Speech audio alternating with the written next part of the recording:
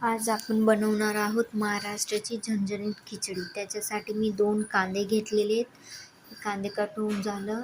आता मी 2-3 कापोळी घेतलेली आहे लसूणची, ही कट करते मी. त्याच्यानंतर एक मोठा टोमॅटो घेतलेला आहे, ते पण कट करून घेऊ आपण. एकदम इझी रेसिपी आहे, त्याच्यामध्ये जास्त काहीच लागत नाही. 15 मिनटात खिचडी बनून होते. हे बघा, ही आता एक बटाटा घेतलेला आहे मी. ही बटाटा पण जाड बारीक कट करून घेऊ. असं काहीच नाही का इक्वल साईजचं सगळं पाहिजे आहे आपल्याला. तुम्ही कोणता पण आकार देऊ शकतात. हे सगळं कट होऊन झालेलं आहे. आता मी गॅस चालू केला, त्याच्यावर कुकर ठेवलेले आहे. हे कुकर गरम झालं का तर त्याच्यामध्ये तेल टाकते मी. 1-1.5 पळी तेल टाकते. तुम्ही किती लोकांसाठी खिचडी बनवताय त्यानुसार तुम्ही तेल टाकू शकता. ते आपलं तेल गरम झालं का कांदा टाकला मी, त्याच्यामध्ये लसूण पण टाकते. बघा, जिरं 1 चम्मच टाकलं मी त्याच्यात. आता थोडंसं मिक्स करून घेऊ आपण.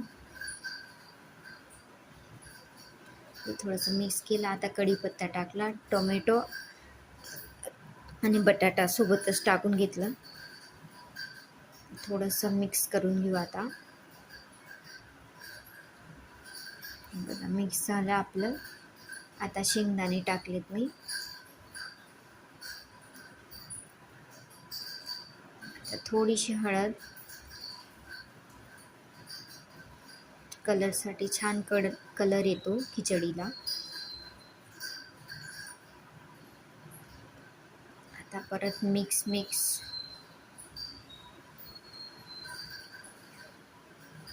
कलर पण छान दिसतोय खिचडीचा. आता 1-1.5 चम्मच मी तिखट टाकते. मोस्टली माझा तोच मेजरमेंट आहे. आणि अर्धा चम्मच हे मसाला गावाकडचा. आता मी झाकून घेतलेले आहे.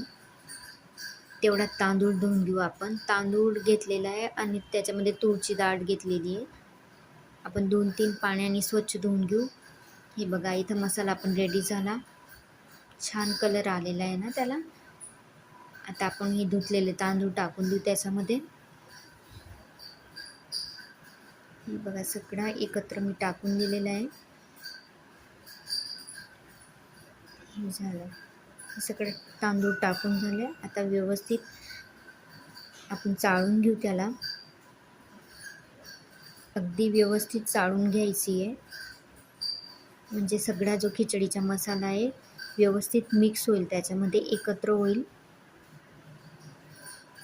आता हे मीठ टाकलेले, मी 2 चम्मच मीठ टाकलेले. तुम्ही तुमच्या टेस्टनुसार टाकू शकता. कोणाला मीठ जास्त लागतं, कोणाला कमी, तुमच्या अनुसार तुम्ही मीठ टाकू शकता. हे बघा, एक मिक्स करून घेतलेली. तुम्ही याच्यामध्ये गरम पाणी पण टाकू शकतात, नाही तर थंड पाणी पण टाकू शकता. हे 1 चम्मच टाकला मी. आता हे दुसरा ग्लास टाकला. 2 ग्लास पाणी टाकलेले त्याच्यामध्ये. हे आमचे तांदूळला 2.5 ग्लास पाणी भरपूर होतं. अजून अर्धा ग्लास पाणी टाकते मी. व्यवस्थित चाळून घ्या. बघा, आता थोडीशी कोथिंबीर धुवून कट करते मी. बघा, छान दिसतोय कलर पण आणि कोथिंबीर पण त्याच्यामध्ये छान दिसते.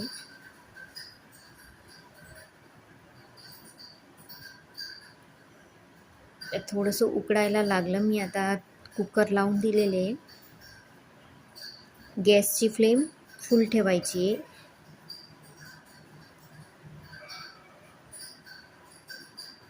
हे बघा, फ्लेम मी फुलच ठेवलेली आहे.